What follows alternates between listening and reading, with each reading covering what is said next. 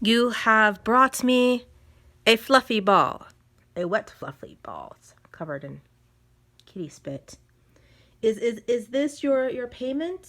Did my explanation of capitalism make sense, and this is how you are paying me for the food and my service to, you know, give you the food? Is that, because you don't play with this. You're gonna make a liar out of me.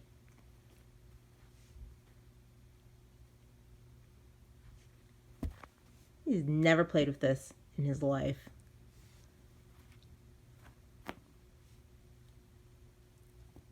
Oh my goodness. You make a liar out of me.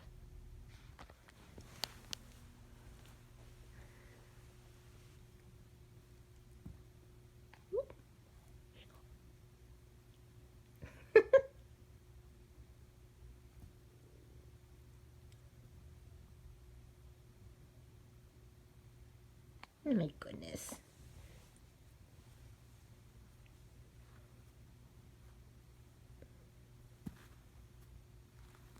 Yeah.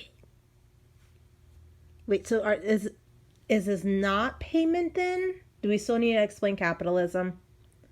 I'm confused now.